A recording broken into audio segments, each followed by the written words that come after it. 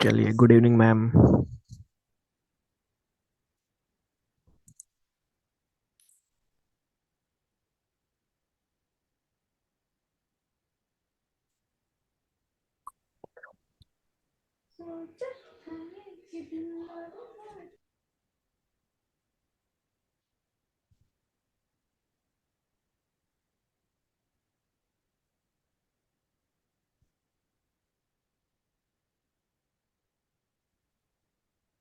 Natural gas ने बहुत अच्छा फॉल दिया है। एग्जैक्टली सपोर्ट से बाउंस बैक ले रहा है। बट चांसेस है और टूटेगा नेचुरल गैस यहाँ से। ये अभी ट्रैप कर रहा है यहाँ पे कॉल राइटर्स को कि लोग यहाँ पे एंट्री लें सी की साइड में। एक बार ट्रैप करने की कोशिश कर रहा है मार्केट यहाँ पे। एंड क्रूड ऑयल में भी एक्चुअली सेशन मैंने इस टाइम पहले इसीलिए लिया। मेरी आवाज़ आ रही है सभी को? एक बार प्लीज चैट बॉक्स में बता दो मुझे, आवाज़ आ रही है मेरी?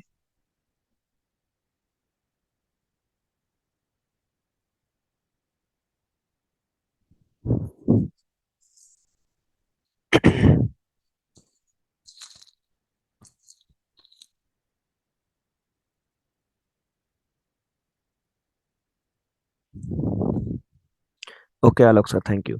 सर बेसिकली सेशन जल्दी लेने का एक यही रीजन था कि अभी एक परफेक्ट एंट्री बन रही थी हमारी क्रूड में और नेचुरल गैस में। अब देखो, लेकिन सेशन थोड़ा सा लेट हो गया, ब्रेकडाउन मिल चुका है यहाँ पे। तो अभी यहाँ एंट्री मत लेना, ऑलरेडी टारगेट के बिल्कुल पास है। तो मैंने सोचा सेशन थोड़ा सा मैं जल्दी ले लूंगा, ताकि कहीं ना कहीं दो जो नेचुरल गैस और क्रूड की जो एंट्रीज हमारी बन रही थी वो बन जाती। तो अभी नेचुरल गैस अपनी लेवल को तोड़ रहा है वापस से। तो इसमें एक एंट्री अगर मैं बताऊं आपको एग्जैक्टली तो जस्ट अ मिनट।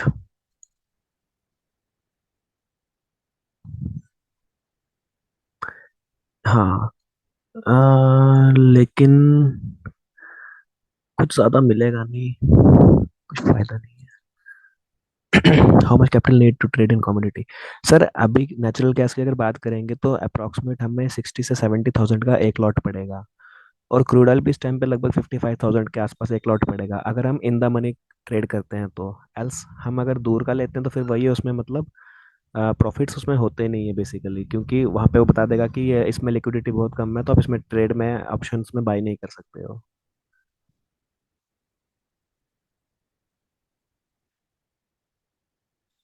हाँ ओके, नेचुरल गैस का टारगेट था डाउन साइड पर, ज़्यादा टारगेट नहीं, 533 का टारगेट है डाउन साइड में। आ ही गया लगभग 534 पे। ना कुछ नहीं था डाउन साइड में। चलो sir, we will wait for 2 minutes. I think 5 participants तो जुड़ चुके हैं। वेट फॉर 2 मोर मिनट्स, देखते हैं कितने और जुड़ जाते हैं, देन हम सेशन को स्टार्ट करते हैं सर। बेसिकली रीज़न आज यही था कि मैंने सोचा एक एंट्री के वजह से ही मैंने सेशन थोड़ा सा जल्दी कंडक्ट किया। एल्स मैंने सेशन प्लान किया था 9-9:15 के आसपास। लेकिन ये लेवल बेसिकली मैं देना चाहता था आपको सेशन में, बट ये पहले ब्रेकडाउन हमें इसका मिल गया। मार्क करके रखा था मैंने, लेकिन ब्रेकडाउन मिल गया। एंड क्रूड में भी सेम, अगर आप देख सकते हो अभी लेवल से आ चुका है लेवल पे यहाँ से। डॉलर इंडेक्स मैंने देखा है, एक अच्छी चीज़ है कि फिलहाल के लिए पॉजिटिव हुआ है। कल हमारा मार्केट थोड़ा सा और नेगेटिव रह सकता है। 200 डेज को ब्रेकआउट दे रहा है, अगर यहाँ से ब्रेकआउट दे के इसको 106 के आसपास अगर क्लोजिंग देता है तो कल भी हमारे मार्केट पे अच्छा खासा प्रेशर दिखाई देगा। ओके, अभी sir I am new to commodity, can you explain how to start? I am bank Nifty guy. Okay. देखिए आलोक सर, आप स्टार्ट बिल्कुल कर सकते हो। सबसे पहले जैसे आप बैंक निफ्टी और निफ्टी में ऑप्शंस में काम करते हो, उसी तरह से सेम आप इसमें भी काम कर सकते हो हमारे एमसीएक्स में। प्लीज माइक एक बार अपने ऑफ कर दीजिए सभी लोग। तो आप इसमें भी सेम तरह से काम कर सकते हो जिस तरह से बैंक निफ्टी निफ्टी में काम करते हो। हाँ, सबसे पहले आपको इसको एक्टिवेशन कराना पड़ेगा आपके ब्रोकर से। जैसे कि जो एंजल वगैरह यूज कर रहे हैं उनके ऑलरेडी एक्टिवेट होंगे। जेरोदा वगैरह में भी ऑलरेडी एक्टिवेट ही होता है, वैसे ये मैक्सिमम टाइम एक्टिवेट होता है। एफ एंड आपको ऑप्शंस एक्टिवेट कराने पड़ते हैं। सेकंड चीज, ये जो आप इसमें जो भी आप एंट्री एग्जिट लेते हो, इसका जो लॉट साइज रहता है 1250 रुपीज का रहता है हमारा नेचुरल गैस का। एंड क्रूड ऑयल में 100 रुपीज 1 पॉइंट का रहेगा। एंड नेचुरल गैस में 1 पॉइंट का 1250 रहेगा। तो सेम जो स्ट्राइक प्राइस चल रहा होगा उसको मल्टीप्लाई करो 1250 से, तो उतना आपको उस रेट पे आपको वो प्राइस मिल जाएगा। तो अभी आपको स्टार्ट करने के लिए कुछ नहीं करना है। आप बेसिकली आप 10 तारीख के बाद ले सकते हो निफ ये अपना क्रूड में और नेचुरल गैस में एंट्री। क्यों? उस टाइम पे प्रीमियम थोड़े सस्ते हो जाते हैं, बिकॉज इसकी एक्सपायरी इस बार कहीं 22 तारीख के आसपास आ रही होगी। इसकी एक्सपायरी लगभग इस बार हाँ 15 के आसपास आ रही है, 22 तारीख 15 के आसपास। तो आप उस टाइम पे प्रीमियम सस्ते हो जाएंगे तो आप ले सकते हो एंट्री। अगर आप शॉर्ट करना चाहते हो पोजीशंस तो आप दो पोजीशन शॉर्ट कर सकते हो। Do they have only monthly? हाँ सर, मंथली एक्सपायरी ही होता है इसका। इसमें वीकली एक्सपायरी नहीं होता, मंथली एक्सपायरी होता है। एंड डिपेंडिंग अपॉन वेदर, मतलब बेसिकली नेचुरल गैस कैसे काम करता है, जो हमारा वेदर कंडीशन अभी चल रही है। इंडिया में तो चलो इतना हम यूज़ नहीं करते नेचुरल गैस, बट जो फॉरेन कंट्री जैसे रशिया में काफ़ी ज़्यादा डिमांड रहती है नेचुरल गैस की। तो सप्लाई कौन करता है आपको ये पता होना चाहिए पहले, और रिक्वायरमेंट किस किस कंट्रीज़ को, और उनका हमारे से मतलब हमारे मार्केट से उनका क्या कंसर्न है, तो ये सब आपको पता होना चाहिए। अगर आप ये सब जान जाओगे तो आप ऑटोमेटिक अंडरस्टैंड कर सकते हो कि नेचुरल गैस हमारा कहाँ जाने वाला है। जैसे देखो सर, अगर आप देखोगे तो एक न्यूज़ आई हुई है कि global energy efficiency actions improved. तो कभी कभी ये न्यूज़ जो बताते हैं ये ठीक भी होती है, but most of the times, अगर आपको स्क्रीन दिख रही होगी सर, एक न्यूज़ है global energy efficiency actions improved in 2022 amid high fuel prices. तो यहाँ पे ये बता रहा है फ्यूल प्राइसेस हाई होंगे, दैट मीन्स अगर प्राइस हाई होंगे तो मार्केट में कहीं ना कहीं मूवमेंट फास्ट रहेगा, मतलब अपसाइड जाने के ज़्यादा चांसेस है मार्केट के। लेकिन होता क्या, समटाइम्स मैं इन इस न्यूज़ पे मैं विश्वास नहीं करता, क्योंकि ये न्यूज़ हमें कभी कभी फेक मिल जाती है।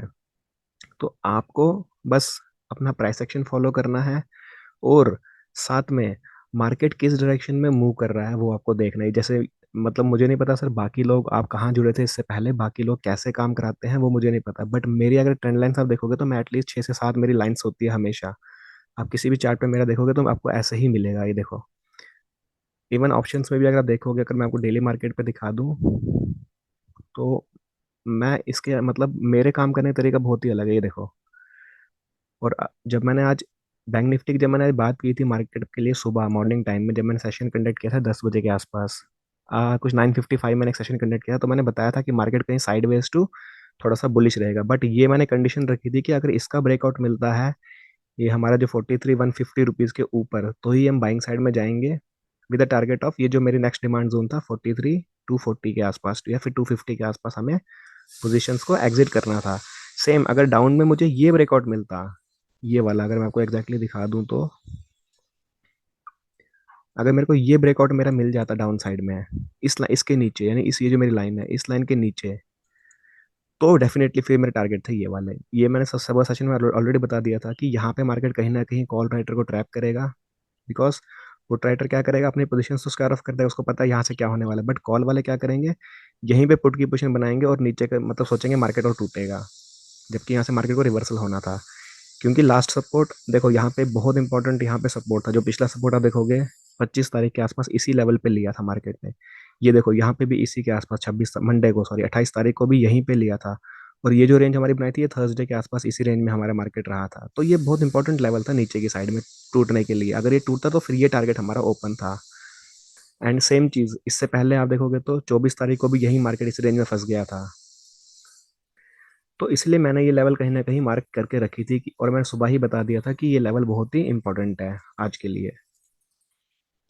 Today was not good day for option buyer sir. नहीं ऐसा नहीं है सर। देखो डिपेंडिंग अपॉन आप मार्केट को किस हिसाब से देखते हो, बिकॉज कल मैंने एक बहुत अच्छी चीज़ बताई थी। जिन्होंने कल सेशन अटेंड किया होगा उनको पता होगा कल जो मैंने चीज़ बताई थी। मार्केट सर क्या करता है, हर दिन एक न्यू रेंज क्रिएट करता है मार्केट। ऐसा देखो, अगर आज मार्केट साइडवेज रहा है ना, तो कल आपको मार्केट कुछ ऐसा दिखाई देगा, एक बार बुलिश मूवमेंट ऊपर देगा, फिर थोड़ा नीचे आएगा, फिर साइडवेज हो जाएगा। तो मार्केट जैसा मार्केट मंडे को रहेगा वैसा वो ट्यूसडे को नहीं रहेगा, वैसा वो वेनेसडे को नहीं रहेगा, वैसा थर्सडे को नहीं रहेगा, बिकॉज मार्केट को पता है। और कभी कभी मैं कल यही मैं डिस्कस कर रहा था रात वाले सेशन में कि कभी कभी अगर आप देखोगे मार्केट को पिछले एक हफ्ते में, तो मार्केट ने देखो जैसे ये हमारा ये तो चलो हाँ फ्राइडे 25 तारीख एक नीचे टूटा, साइडवेज क्लोजिंग। 26 तारीख को साइडवेज फिर ऊपर गया, फिर साइडवेज फिर क्लोजिंग। देन हमारे 29 को डाउनफॉल क्लोजिंग। अब जिन्होंने जो मार्केट पिछले एक हफ्ते से ट्रैक कर रहे हैं वो सोच रहे होंगे कि यार आज भी ऐसा ही होगा, मार्केट साइडवेज हो जाएगा फिर नीचे आ जाएगा। और जब मार्केट यहाँ से टूटा नीचे आया तो लोगों ने यहीं पे पोजीशंस बनाई होगी पुट की, बोला होगा यार मार्केट टूट ही रहा है अब तो शाम तक टूटता ही रहेगा 3 बजे तक, टिल जब तक लोग स्क्वायर ऑफ नहीं करते पोजीशंस। हाँ एक चीज और इंपॉर्टेंट इसमें क्या हो जाता है, स्क्वायरिंग ऑफ द पोजीशंस। बहुत सारे लोग MIS ऑर्डर पंच करते हैं अपने, जो कि ब्रोकर के थ्रू होता है और डायरेक्टली मतलब ऑटो स्क्वायर ऑफ हो जाती है पोजीशंस बैंक निफ्टी की।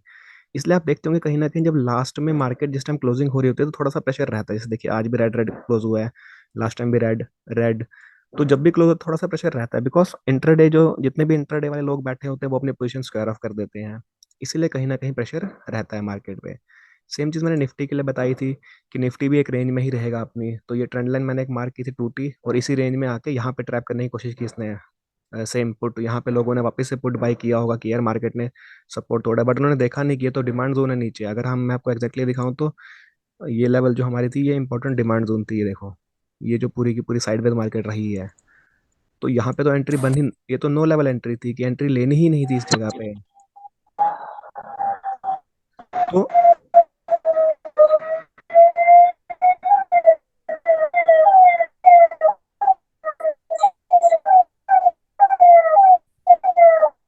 प्लीज माइक को एक बार म्यूट कर दीजिए प्लीज।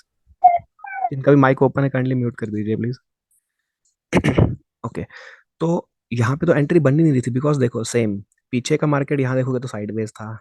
अगेन यहाँ पे टेस्ट करने की कोशिश की बट ब्रेकडाउन मिला, नीचे आ गया। तो जब भी ऐसा मार्केट एक रेंज में होता है, हमेशा उस टाइम पे ध्यान रखना चाहिए लास्ट उसने ब्रेकआउट कहाँ दिया। हाँ, अगर ये लाइन अब मेरी यहाँ से एक पॉजिटिव ब्रेकआउट मिलता, जैसे ये मेरा बिल्कुल यहाँ पे सपोर्ट लेता रहा मार्केट, तो अगर यहाँ से मुझे एक ब्रेकआउट मिलता तो डेफिनेटली टारगेट मेरा वापस ये ऊपर का आ जाता, क्योंकि फिर अगेन ये डिमांड जोन था मेरा, जहाँ से रिजेक्शन मिल सकता था मुझे थोड़ा सा।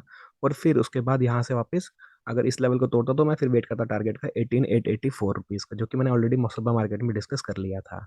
ओके। अभी जो ये सेशन है ये मैंने क्यों कंडक्ट किया, अभी कल क्या होने वाला है मार्केट में, बेसिकली मैं इसके लिए मैंने अभी सेशन किया हुआ है। एक मिनट।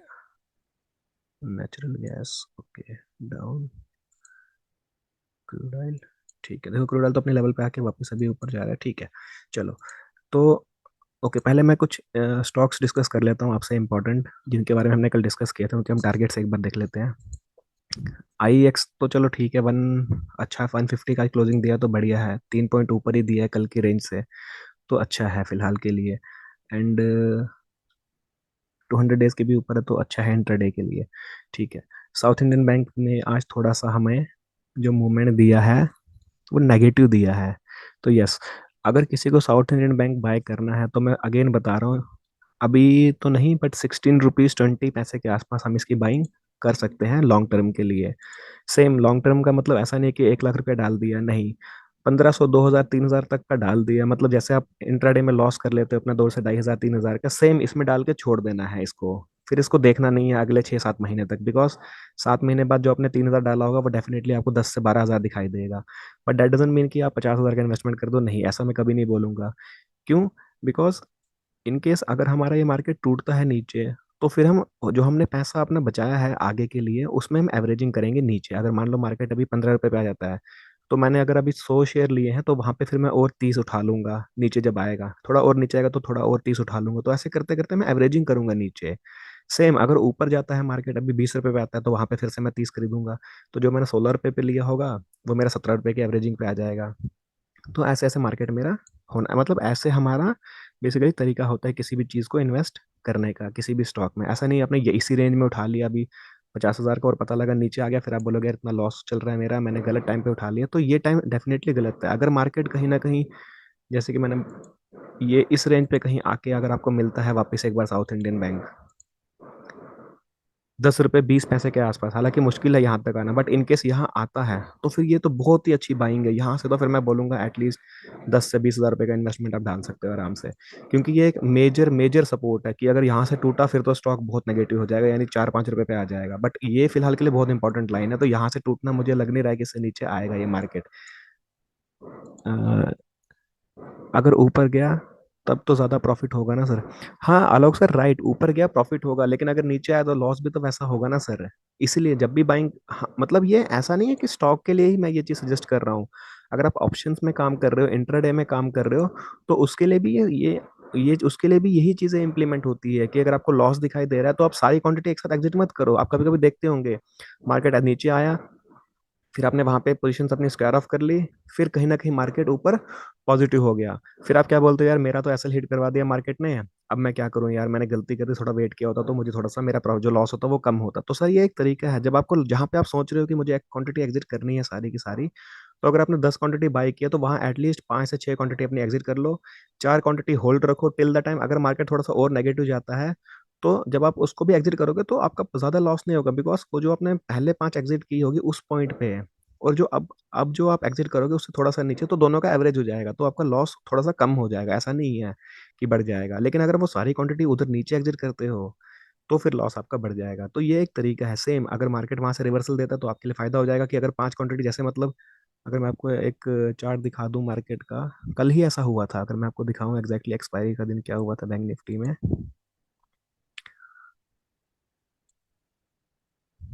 ओके, कि देखो सर, यहाँ से मार्केट टूटा, थोड़ा जूम इन कर लेते हैं।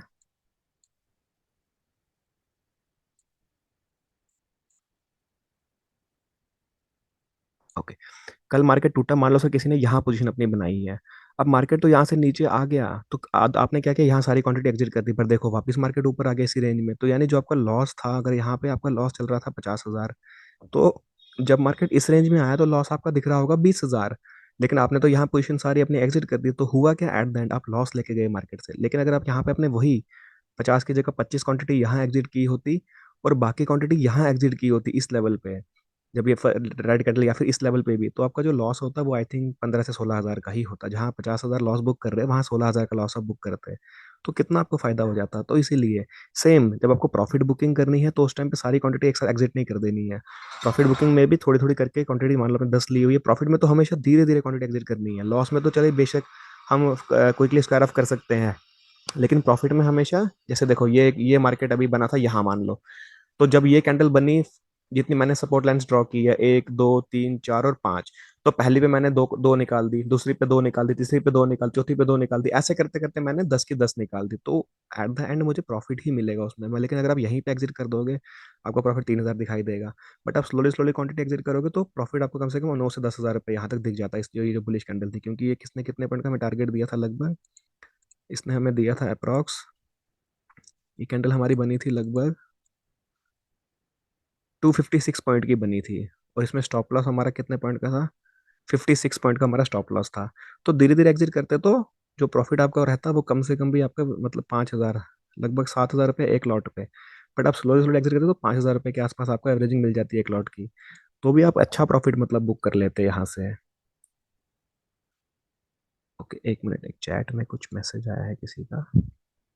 सडन स्पाइक कैसे आ गया था सर? ओके, हाँ, सडन स्पाइक बेसिकली क्या है, मैंने ऑलरेडी बताया था, चलो आप तो नहीं थे सेशन में वैसे, लेकिन ये जो हमारे नीचे, क्या मैंने आपको अगेन बता दिया था ये चीज़ जो मैंने आज आपको समझाई, कि यहीं पे हमारा कहीं ना कहीं ये पूरा डिमांड जोन है। मार्केट साइडवेज रहा, बुलिश होने की कोशिश की, लेकिन फिर यहाँ पे डिमांड जोन है, नीचे भी डिमांड जोन है, तो सेम मार्केट यहाँ पे काफी देर कंसोलिडेट किया था लास्ट टाइम, यहाँ से डाउनफॉल मिला, और मैंने आपको बताया कि मार्केट ट्रेंड क्या करता है, मार्केट को एसएल सबका कटवाना होता है। मार्केट को पता है लोगों ने यहाँ पोजीशंस पुट में ली हुई है, क्योंकि लोग क्या सोच रहे हैं, मार्केट साइडवेज हो गया है। अब ये मुझे कैसे पता लगा कि ये मूवमेंट आने वाला है, ये मैं आपको बताता हूँ। देखो हम चार्ट को चेंज करेंगे 5 मिनट्स में, तो 5 मिनट्स में जब हम चेंज करेंगे तो मुझे जो रैली मिली थी वो ये थी। यहाँ से हमें कैसे पता लगा ये मूवमेंट आएगा, तो सर जो नीचे वॉल्यूम्स है, अगर आप देखोगे, ये देखो यहाँ पे जो वॉल्यूम्स थी मेरी, ये बहुत कम थी। अगर मैं यहाँ तक की बात करूँ, ये तो लगभग सारी की सारी वॉल्यूम जो मेरी यहाँ तक थी वो बिल्कुल सेम सेम लेवल्स की थी। ठीक है सर, कुछ ज्यादा मूवमेंट नहीं था वॉल्यूम में। बट यहाँ क्या हुआ, यहाँ पे अगर आप वॉल्यूम देखोगे, सडनली इतनी बड़ी वॉल्यूम मेरी आ गई, तो इसका मतलब जो प्रीवियस वॉल्यूम थी उस सबको सुपरसीड कर दिया मेरी इस वाली वॉल्यूम ने, तो तभी मुझे ये स्पाइक कैंडल मिल गई यहाँ पे। तो वॉल्यूम बहुत इंपॉर्टेंट है, जब भी आपको अगर कोई भी ट्रेंड आइडेंटिफाई करना है कि क्या होने वाला है, तो वॉल्यूम सबसे इंपॉर्टेंट है। जैसे अभी देखो नेचुरल गैस का अगर मैं आपको चार्ट दिखा दूं, मुझे कैसे पता लगा वो टूटेगा, वो यही वॉल्यूम ही है उसमें भी। ये देखो सर, तो एग्जैक्टली देखो यहाँ पे मार्केट ने क्या किया, सेम कॉल राइटर को ट्रैप किया। यहाँ पे एक मतलब ग्रीन कैंडल बनाई, कॉल राइटर ने क्या सोचा कि ये सपोर्ट है, बिकॉज है भी सपोर्ट है एग्जैक्टली, ये देखो ये सपोर्ट ही है इसका। अभी तो इसने खैर सपोर्ट तोड़ दिया, बट ये सपोर्ट ही है इसका, सपोर्ट तोड़ के नीचे आ रहा है। लेकिन हम इसमें बाइंग तब तक नहीं करेंगे, देखो ये कैंडल तीनों एक साथ ओपन हुई है, मतलब अभी तक इस कैंडल का ब्रेकआउट नहीं, ब्रेकडाउन नहीं मिला है नीचे की तरफ, क्योंकि सारी की सारी कैंडल्स एक साथ खुली है। अब जब तक इस कैंडल के नीचे एक कैंडल और नहीं बनेगी तब तक मैं पुट में एंट्री नहीं लूंगा। और जो टारगेट था 533 का वो शायद यही आ गया, हाँ 30 पे आ गया है। तो लगभग यही इसका नीचे का टारगेट था, बिकॉज सेफ टारगेट वहां पे हमारी थोड़ी सी गैप थी जो मार्केट ने यहाँ पे फिल की है हमारी। एंड उसके बाद यहाँ से अगर हमारी वापस बाइंग आती है तो ये जो ट्रेंड लाइन है मेरी, ये फिर से एक इंपॉर्टेंट उसका काम करेगी, रेजिस्टेंस का काम करेगी, कि मार्केट यहाँ तक आके थोड़ा रिजेक्शन लेके फिर भले ही ऊपर जाएगा, बट ये फिलहाल के लिए मेरा इंपॉर्टेंट एक लाइन रहेगी। सेम सर इसमें भी, हाँ अब इसमें आप मैं कैसे पता लग रहा है, ये देखो वॉल्यूम देखो सर इसकी। तो पहले जो मेरी वॉल्यूम थी वो क्या थी, कुछ भी नहीं थी। अगर यहाँ तक की हम बात करें, मेरी वॉल्यूम ही नहीं है कुछ भी। देन यहाँ पे मुझे पता लगा कि हाँ अभी जो ये वॉल्यूम, इससे बड़े कैंडल बनना स्टार्ट हो गए, इसका मतलब यहाँ पे बाइंग आना स्टार्ट हो गई। ग्रीन कैंडल बनी मतलब बाइंग आना, बाइंग आना, बाइंग आना। तीन कैंडल्स यहाँ से यहाँ तक की अगर मैं बात करूँ तो मेरे को कितना टारगेट मुझे मिल जाता आराम से, अगर मैं इस कैंडल के हाई पे एंट्री लेता यहाँ कहीं, क्योंकि मुझे पता लग गया था मार्केट में मोमेंटम आ रहा है। तो मुझे 5 पॉइंट का टारगेट मिल जाता। स्टॉप लॉस था मेरा जस्ट 1.8 पॉइंट का, यानी खोने को 2,000 रुपये थे और पाने को लगभग 6,000 रुपये थे। तो ठीक था। 1:4 काफ़ी अच्छा रिस्क, 1:3 काफ़ी अच्छा रिस्क रिवार्ड था। मतलब एंट्री हम ले सकते थे, बहुत परफेक्ट था यहाँ पे। बट देखो ये वॉल्यूम ही है एक जो हमें बताएगा। अब यहाँ पे देखो बड़ी बड़ी, पहले रेड कैंडल छोटी बनी, फिर बड़ी बड़ी बड़ी बड़ी, तो पता लग गया यार मार्केट फॉल होना स्टार्ट हो रहा है अभी, क्योंकि अभी प्रेशर सेलिंग का आ गया यहाँ पे। और मुझे कैसे पता लगा यहाँ से फॉल करेगा, इसका भी एक रीजन है। एक तो ये एम पैटर्न बन रहा है, अगर आप इसको ध्यान से देखोगे, इसलिए कैंडल्स हमेशा, कैंडल स्टिक हम कहते हैं कैंडल स्टिक को फॉलो करना चाहिए। बट जरूरी नहीं कैंडल स्टिक। देखो अभी मैं कैंडल को चेंज करता हूँ लाइन में, तो आपको पता लगेगा एक एम पैटर्न बन रहा है। देखो एक्जैक्टली एक एम पैटर्न बन रहा है, तो एम पैटर्न का ब्रेकडाउन मुझे मिला यहाँ पे, इस लाइन पे। तो ये मेरा एंट्री पॉइंट था। अगेन स्टॉप लॉस मेरा ऊपर था, टारगेट देखो पूरा नीचे का था। तो हर बार जरूरी नहीं कि हमें कैंडल में ही काम करना है, आप लाइन पैटर्न को चेंज भी कर सकते हो। लाइन में कब जब आपको लगे कैंडल समझ नहीं आ रही, आप उसको लाइन पैटर्न में चेंज करके देख लो। और सेकंड चीज, मुझे कैसे पता लगा डाउनफॉल मिलेगा, बिकॉज यहाँ पे अगर आप देखोगे कैंडल्स में, अगर चेंज कर लेता हूँ वापस, देखो मार्केट यहीं से सुबह स्टार्ट हुआ था और यहीं से रिजेक्शन लिया था मार्केट ने। अगेन इसी लेवल पे आ गया था। अब मुझे पता था अगर यहाँ से ऊपर जाएगा तो एक बड़ी कैंडल चाहिए उसको ब्रेकआउट देने के लिए। लेकिन जब ये कैंडल साइडवेज हुई तो मैं समझ गया कि अभी साइडवेज हो गया मार्केट, जैसे सुबह यहाँ हुआ था साइडवेज होकर डाउनफॉल, अगेन साइडवेज होकर डाउनफॉल। तो ये ऐसे रिस्क होते हैं जो हम ले सकते हैं मार्केट में definitely for the big targets के लिए। जैसे देखो अगर आपने यहाँ एंट्री ली तो कम से कम ये आपके 13 पॉइंट का टारगेट था लगभग। तो आराम से आप यहाँ पे 13-14 हज़ार प्रॉफिट बुक कर सकते थे। ओके। अभी मंडे के लिए सर मैं आपको बता देता हूँ मंडे के लिए क्या होने वाला है। उससे पहले ओके, एक चैट आया हुआ है, 1 मिनट। ईएमए कौन सा यूज करते हो रिजेक्शन के लिए? ओके सर, ईएमए मैं यूज कर रहा हूँ 3 टाइप के। ये देखो मैं आपको दिखा देता हूँ सेटिंग्स मेरी। फर्स्ट मेरा ईएमए 13 डेज का है, सेकंड मेरा 20 डेज का है, थर्ड 200 डेज का है, और फोर्थ 300 डेज का है। ये 4 ईएमए को मैं फॉलो करता हूँ। 200 डेज पे जब भी मार्केट आएगा तो वहां से डेफिनेटली या तो एक बाइंग मिलेगी बहुत ही अच्छी, या अगर इसको तोड़ दिया तो फिर एक सेलिंग बहुत अच्छी आएगी। ये हमेशा मैंने इसको क्योंकि बैक टेस्ट किया है इस लेवल्स को 200 डेज को, तो मुझे ये बहुत अच्छा लगा। अब मुझे लोग बाकी मैंने देखा है 100 डेज का भी यूज करते हैं, बट मेरे को ये 200 डेज का बिल्कुल एक परफेक्ट लगा। आप चाहो तो कभी इसको अप्लाई करके देख सकते हो चार्ट पे, तो आपको अंडरस्टैंड, आपको मतलब एक क्लैरिटी मिल जाएगी। क्योंकि अगर मैं यहाँ भी आपको दिखाऊं तो मार्केट देखो 200 डेज से रिजेक्शन, फिर टच किया, ब्रेकआउट देने की कोशिश की, नहीं मिला, फिर रिजेक्शन, फिर वापस यहाँ पे देखो यहाँ टेस्ट किया 200 डेज को, फिर रिजेक्शन। तो ये मेरे को कहीं ना कहीं, ये देखो 200 डेज से फिर रिजेक्शन, और ये 300 डेज का जो ब्लैक लाइन है। तो मार्केट कहीं ना कहीं मुझे हमेशा यहीं से दिखा है मार्केट मुड़ता हुआ। ओके। अभी हाँ, इसके बाद मेरा जो कल के जो मैंने, हाँ पहले मैं बताता हूँ, कल मैंने वो डिस्कस किया था डीमार्ट, मैंने कल डिस्कस किया था डीमार्ट का, हमने टारगेट आज बुक किया था ऑलरेडी। मैंने बताया था कि अगर ब्रेकआउट देगा अप साइड में तो टारगेट हमारा ऊपर का मैंने बताया था ये वाला 4109 का, और डाउन साइड का हमने ये मार्क करके रखा था। और इसी मार्क पे इसी लाइन पे हमारा मार्केट आज साइडवेज होके क्लोजिंग दी है मार्केट ने। तो मतलब 50 पॉइंट्स का हमने टारगेट ऊपर का रखा था, 50 का डाउन में रखा था इंट्राडे के लिए। चलो बिकॉज ये कंसल्टेशन जोन में था, मुझे पता था अगर यहाँ से ब्रेकआउट होना था तो 50 पॉइंट्स का, ब्रेकडाउन होता तो 50 पॉइंट्स का। ठीक है। ओके। हाँ अभी इसमें भी देखो, इसमें क्या हुआ है 200 डेज पे देखो यहाँ सपोर्ट, आलोक सर देखो सेम यहाँ सपोर्ट लिया है 200 डेज पे, फिर यहीं से बाउंस बैक लिया है, फिर यहाँ 200 डेज पे वापस आके रुका। बट अब की बार क्या हुआ यहाँ पे इसको रिजेक्शन, मतलब रिजेक्शन नहीं मिला, डाउनफॉल मिला, डाउनफॉल मिलके फिर लेकिन 200 डेज पे यहाँ पे क्लोजिंग दी है।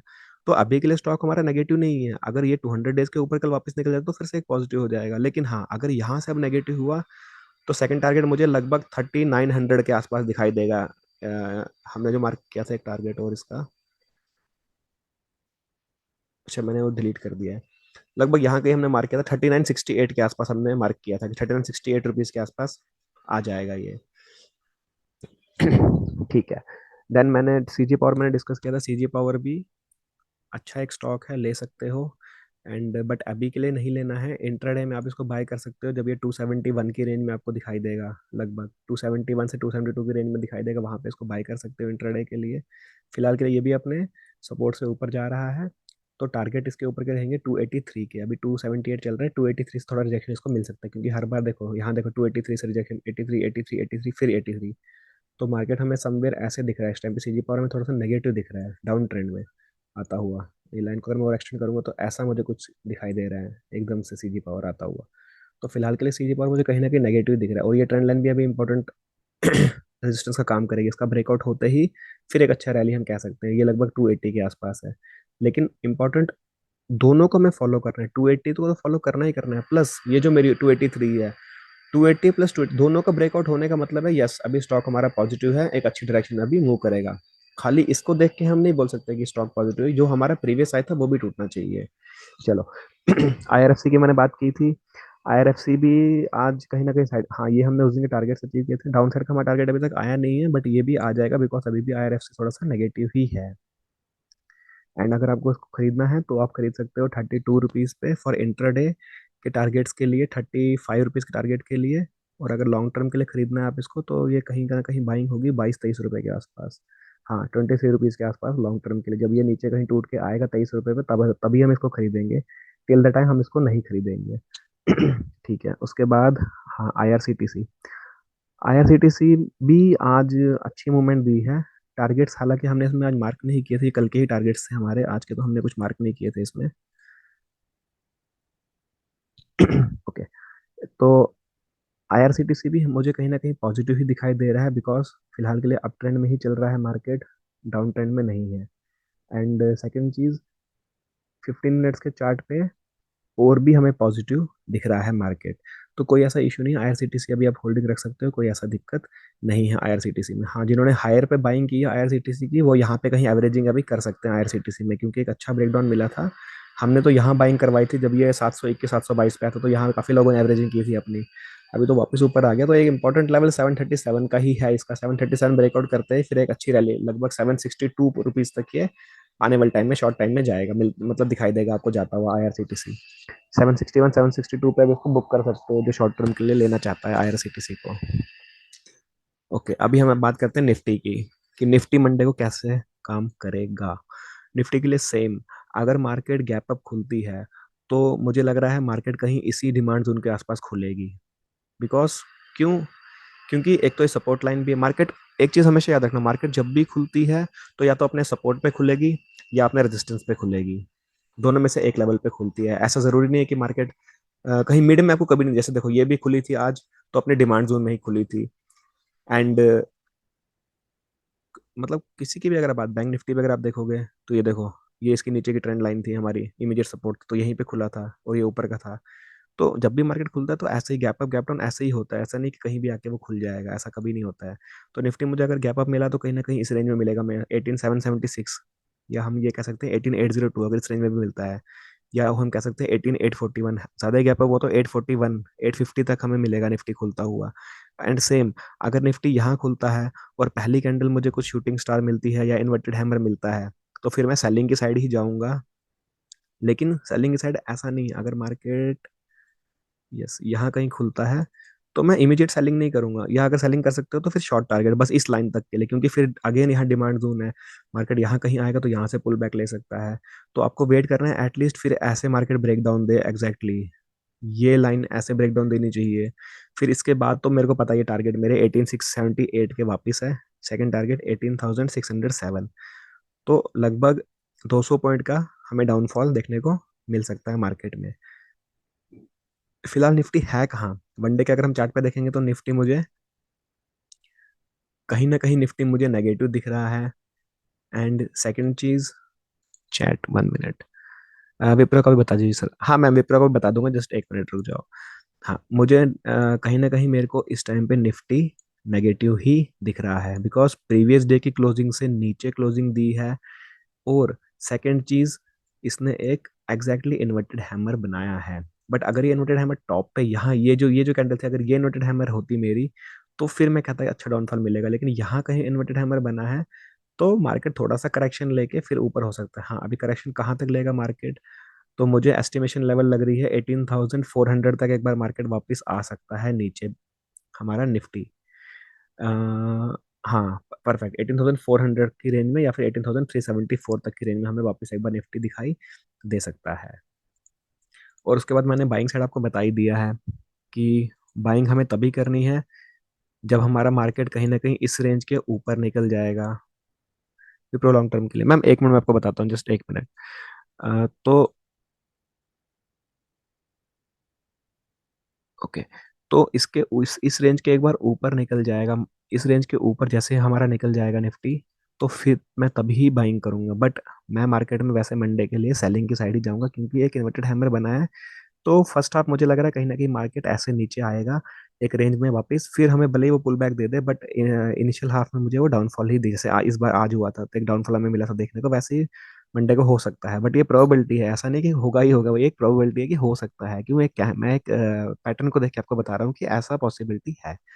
हाँ, लेकिन बाइंग सेम मैंने आपको बता दिया, इसके ऊपर अगर मार्केट यहाँ कहीं खुलता है तो सीधा ही डायरेक्ट बाइंग मत कर लेना, बिकॉज इमीडिएट सपोर्ट 18804 का है, तो 804 के ऊपर ही आप बाइंग करना, ऐसा नहीं 800 के देखोगे कि 804 810 भी हो गया, 815 भी हो गया और बाइंग कर ली, नहीं। वहां से जैसे यहाँ देखो, ये कहीं फिर ये वीक बना के रिजेक्शन लिया, यहाँ वीक बना के रिजेक्शन लिया यहाँ पे, तो ऐसा कभी कभी हो जाता है, इसलिए ऐसा नहीं करना है। एटलीस्ट इस लेवल को तोड़ के फिर एक कैंडल और ऊपर बनाएगा तो फिर हम एंट्री ले सकते हैं definitely for the target of hello 18। Hello. Sir, Mahesh बात कर रहा हूँ। हाँ महेश सर, बोलिए सर। सर, एक व्यू मतलब एक सजेशन चाहिए था कि मैंने एक मंडे के लिए पोजीशन होल्ड की है। कौन सी आपने होल्ड की है? मैंने 18,900 का पी दो लॉट मतलब बाय किए, और 18,650 के दो लॉट सेल किए। आपने 18,500, 18,500 का पी नहीं नहीं, होल्ड किया है? 18,000, 18,000, 18,900 पी ओके, 1800 पी आपने होल्ड किया है, ओके। दो लॉट होल्ड किए, और 18,650 के दो लॉट मैंने सेल भी किए। ओके ओके, कोई कोई प्रॉब्लम नहीं है सर उसमें। लेकिन हाँ, आपको जो एसएल लेना पड़ेगा, तो मैं आपको एक बार एसएल बता दूं, अगर तो देखो सर, अगर मार्केट इस डिमांड जोन के आसपास खुलता है तब तो कोई दिक्कत नहीं है आपके लिए, आप बिंदास होल्ड रख सकते हो इसको। अगर मार्केट थोड़ा और गैप अप कहीं मिलता है देखने को, तो फिर आपका एसएल इसी डिमांड जोन के पास होना चाहिए, यानी 18,769 के आसपास आपका होना चाहिए SL. Okay. And depending upon आपका सर कितना मतलब क्वांटिटी के साथ एंटर हुए हो। अगर आपका लॉस मतलब एक तो देखो सर, लॉस का चलो मैं एक बार कल जब सेशन लूंगा तो वहाँ मैं आपको लॉस का एक बार बता दूं, कि सैटरडे संडे अभी फ्री रहेंगे थोड़ा सा, तो मैं एक सेशन कंडक्ट करूंगा, उसमें मैं आपको बता दूंगा रिस्क मैनेजमेंट कैसा, मतलब हमें कितने लॉट लेने चाहिए और कितना लॉस हमारा होना चाहिए। जैसे कोई 10 ओके, लॉट ले रहा है तो उसका कितना लॉस उसका होना चाहिए कि वो उस लॉस को मतलब बुक कर सके, और कितना प्रॉफिट होना चाहिए ये भी हम डिस्कस करेंगे कल के एक बार सेशन में, क्योंकि सर अभी टाइम थोड़ा सा कम है। चलेगा ना, कोई बात नहीं। तो मैं कल वो डिस्कस कर लूंगा सर आपसे। एंड आप अभी के लिए इसको होल्ड कर सकते हो, कोई ऐसी प्रॉब्लम नहीं है सर। ओके। तो मतलब अगर जो 18,650 का है ना, वो 66 रुपये का है अभी, ओके, जो सेल सेल किया है वो। और जो 18,900 का जो पीए मैंने होल्ड किया है, क्योंकि मार्केट मतलब व्यू बेरिश था, इसलिए मैंने वो पीए वाला साइड होल्ड किया था। कोई दिक्कत नहीं है सर, मैंने आपको क्या बोला, मार्केट पॉजिटिव तभी होगा जब वो इस 18 800 850 के ऊपर निकलेगा, तब हम बोलेंगे मार्केट पॉजिटिव, तब तक तो मार्केट पॉजिटिव होने वाला नहीं है। एंड चलो सर, वो मैं एक बार कल डिस्कस, टाइम थोड़ा सा कम है सर, वो मैं कल डिस्कस एक बार कर लूंगा। आपका जो ये पॉइंट है, चलेगा। ये मैंने टेकन ले लिया है, मतलब मैं आपको एक बार या तो मैसेज कर दूंगा इस पे, टेक्निकल बैच में मैसेज कर दूंगा, या फिर मैं आपको वैसे शेयर कर दूंगा मैं आपकी डिटेल्स। आप मुझे एक बार सर क्यूरी चलेगा, बस व्हाट्सएप मुझे एक बार कर देना, मेरे पर्सनल नंबर में मुझे व्हाट्सएप चलेगा, कर चलेगा। देना। ओके। हाँ, देन ठीक। सेम, अगर यहाँ से डाउनफॉल मिलेगा तो मैं बाइंग मतलब सेलिंग इसके नीचे 602 के नीचे मैं पुट लूंगा, और टारगेट रखूंगा मैं अपना एग्जैक्टली नीचे का, जो कि मेरा है 418 रुपीज का, बिकॉज यहीं तक मार्केट आने के चांसेस है, इसके बाद मार्केट तो वापस बुलिश होना ही है। चलो, इसके बाद बैंक निफ्टी की अगर मैं बात करूं तो बैंक निफ्टी हमें, हाँ उससे पहले मुझे एक और चीज देखनी है, मार्केट कैसा रहने वाला है, तो मनी कंट्रोल। फिलहाल के लिए मार्केट मुझे गैप डाउन ही दिख रहा है, क्योंकि 50 पॉइंट नेगेटिव है एस जी एक्स निफ्टी। अभी निफ्टी कहाँ, एस जी एक्स कहाँ क्लोजिंग देता है वो इंपॉर्टेंट है। अगर वो हमें कुछ 70 80 पॉइंट्स की क्लोजिंग देगा माइनस में, तो फिर हमारा मार्केट लगभग 250 से 300 पॉइंट नेगेटिव ही दिखेगा हमें। तो चलो, बैंक निफ्टी में भी क्या होने वाला है, बैंक निफ्टी में भी सेम, ये डिमांड जोन टूटेगी तो 43,150 के ऊपर ही हम बाइंग करेंगे। अभी 103 चल रहा है, तो 50 पॉइंट्स के ऊपर, मतलब वन जब 150 के ऊपर निकलना स्टार्ट हो जाएगा बैंक निफ्टी, उसके बाद हम बाइंग कर सकते हैं फॉर द टारगेट ऑफ 43,293, यानी आपको लगभग 130 पॉइंट्स मिल जाएंगे यहाँ तक। तो अगर ऑप्शंस की बात करें तो 60 से 70 पॉइंट आपको आराम से मिल जाएंगे बाइंग साइड में। बट यहाँ पे क्वांटिटी एग्जिट कर सकते हो सारी की सारी, या फिर स्लोली स्लोली आप एग्जिट हो सकते हो, क्योंकि सेम यहाँ फिर रेंज बाउंड मार्केट है, ये जो मेरे ऊपर वापस से जो डिमांड जोन है यहाँ से मार्केट कहीं ना कहीं रिजेक्शन ले सकता है। तो या तो सारी क्वांटिटी यहीं एग्जिट कर सकते हो, या फिर अगर 9-10 क्वांटिटी लिए तो 9 एटलीस्ट सेल कर देना, बिकॉज इस जोन से मुझे लग रहा है फिर अगर मार्केट टूटेगा तो एक वापस एक बार अच्छी सेलिंग आ सकती है। तो जो प्रॉफिट बुक जिनका करना है, जिनको बुक करना है, वो एटलीस्ट अपने प्रॉफिट्स यहाँ से लेके ही निकलना मार्केट से। डाउन साइड में मैं जब ये मेरी रेंज टूटेगी मैं तभी इस एंट्री लूंगा। ये रेंज है मेरी नीचे की 42,925, 42,925, यानी अभी 100 पॉइंट्स, 100 पॉइंट भी नहीं, लगभग 70 पॉइंट्स नीचे टूटना चाहिए मार्केट। अप साइड में 50 पॉइंट ऊपर जाना चाहिए, डाउन साइड में 70 पॉइंट नीचे जाना चाहिए। तो फिर मैं सेलिंग की साइड जाऊंगा for the target of 42,845 first target, और सेकंड टारगेट मेरा कहीं ना कहीं रहेगा 42,694 रुपीज़ का। ये मेरे दो बड़े टारगेट रहेंगे नीचे के लिए। हाँ, यहाँ पे एक फिर से जोन है लेकिन, तो हम क्या करेंगे, 42,730 पे ही सारे टारगेट हमारे, मतलब सारी क्वांटिटी एग्जिट कर देंगे हम, लगभग इस लेवल पे 42,730 पे। ठीक है, तो that's it for this session. एक क्यूरी मैडम की थी विप्रो के लिए, मैं एक बार विप्रो बता देता हूँ। फिर मैं कल एक बार डिस्कस करूंगा सेशन, तो कल मैं आपको बता दूंगा, उसमें कुछ मैं क्लासेस मैंने प्लान की हुई है कल के लिए, वीकेंड सेशन के लिए, तो टाइमिंग्स मैं ग्रुप में डाल दूंगा, उसके अकॉर्डिंगली आप देख लेना कब कब टाइमिंग, क्या टाइमिंग्स रहेगी। अ, हाँ मैम, विप्रो, हाँ मैम विप्रो मैंने आपको ऑलरेडी बताया था कि अभी बाइंग नहीं करनी चाहिए थी आपको, बिकॉज मैंने आपको बताया था कि 407 406 के आसपास आपको बाइंग करनी चाहिए थी इसकी। बट एनीवेज कोई इशू नहीं है मैम, फिलहाल देखो आज एक्सट्रीम अपने वापस सपोर्ट के रेस्पेक्ट करते हुए ऊपर जा रहा है, तो ठीक है फिलहाल के लिए अप ट्रेंड में है 15 मिनट के चार्ट पे। वन डे के चार्ट पे हमें, हाँ वन डे के चार्ट पे मुझे लेकिन थोड़ा सा रिजेक्शन मिला, देखने को मिल रहा है कि थोड़ा सा नीचे आ सकता है मार्केट इस लेवल से वापस, एटलीस्ट 418 को तोड़ना चाहिए ऊपर के लिए, तो फिर हमारा नेक्स्ट टारगेट 44 का रहेगा विप्रो में। मतलब जस्ट 15 to 20 डेज में 444 तक विप्रो हमें ऊपर जाता हुआ नजर आएगा, क्योंकि ऊपर फिर 451 पे इसका 200 डेज का वापस अगेन 200 डेज का रेजिस्टेंस है, तो वहां से रिजेक्शन ले सकता है या फिर ब्रेकआउट दे सकता है वहां से, तो एटलीस्ट 440 तक भी मार्केट अभी विप्रो जा सकता है। डाउन साइड में अगर हम देखें तो डाउन साइड के लिए 372 तक का रेंज लास्ट बनाया था मार्केट ने, लेकिन अगर हमें बाइंग करनी है तो हम कहीं 392 से 400 के रेंज में इसकी वापस बाइंग कर सकते हैं। अगर मार्केट एक बार टूटता है तो वहां पे हम इसमें फ्रेश बाइंग कर सकते हैं विप्रो में। फिलहाल विप्रो पॉजिटिव है, कोई ऐसा इश्यू नहीं है। वीकली अगर हम देखें तो वीक चार्ट पे भी हमें विप्रो अच्छा पुल बैक लेता हुआ नजर आ रहा है, पहले डाउन ट्रेंड में था, अभी पुल बैक लेता हुआ नजर हमें आ रहा है ऊपर की तरफ, तो कोई इशू नहीं है, विप्रो आप होल्ड कर सकते हो। देन एक 2 मिनट बचे मैम, तो एक लास्ट स्टॉक मैं आपको और एक बार बता दूं, जो कि मैंने डिस्कस किया था काफी दिन से, जो कि मेरा फेवरेट स्टॉक था, और जो कि मैंने मिस कर दी पूरी की पूरी रैली। ये देखो, ये एक स्टॉक था ट्रेंड, ये हमें लेना चाहिए था, बट खैर ये तो छूट गया था हमसे। एनीवेज काफी बहुत बहुत अच्छी रैली इसने बनाई, जब हमें इसको लेना था हम इसको यहाँ पे कहीं 1410 रुपीज पे देख रहे थे कब, अच्छा हाँ यही रेंज थी मेरी 15 मिनट्स के चार्ट पे, ये यहाँ कहीं इसको हम बाई कर रहे थे 1410 रुपीज के आसपास, तो तब से इसने जो रेंज बनाई है बहुत बहुत अच्छी बनाई, 1470 पे तक आज मतलब क्लोजिंग 1469 की दी है, बट बहुत अच्छा स्टॉक था। ऑप्शंस की अगर मैं बात करूँ, उस दिन एक्सपायरी थी तो हम इसके ऑप्शंस बाई नहीं कर पाए थे, एल्स तो ये तो बहुत अच्छा प्रॉफिट दे के जाता। कोई ऐसा स्टॉक रहेगा, मैं वीकेंड में अभी स्टॉक्स के एनालिसिस करूंगा, कुछ ऐसा रहेगा तो मैं डेफिनेटली बताऊंगा कौन कौन से ऑप्शंस आपको होल्ड करने हैं और कितने टाइम तक होल्ड करने हैं। तो जिनको भी इन्वेस्टमेंट ऐसा करना होगा, मतलब ऑप्शंस के लिए, मतलब ये लॉन्ग टर्म के लिए नहीं, शॉर्ट टर्म के लिए, यानी कि जो हम एफ एंड ओ करते हैं, फ्यूचर एंड ऑप्शंस, जैसे मैंने ट्रेंड का एक डिस्कस किया था उस टाइम पे जब 1410 रुपये पे था ये, बट वही था कि एक्सपायरी थी तो हम बाई नहीं कर पाए थे। तो ऐसे कुछ स्टॉक है मेरे पास 3 से 4, मैं बता दूंगा, अगर कुछ भी मुझे उसमें पैटर्न दिखाई देगा बनता हुआ तो डेफिनेटली उसकी हम बाइंग करेंगे, और 2 से 3 दिन की होल्डिंग लेके एक अच्छा प्रॉफिट बुक करके मार्केट से निकलेंगे। तो कल का सेशन हम रखेंगे, चलो मैं एक बार ग्रुप में डाल दूंगा, जो फिर टाइमिंग एक बार वहां से कन्वीनियंट टाइमिंग ले लेंगे आप लोगों से, जैसी भी टाइमिंग रहेगी फिजिबल उसके हिसाब से सेशन कल कंडक्ट कर लेंगे। तो that's it for this session, मिलते हैं कल। Good night, take care all.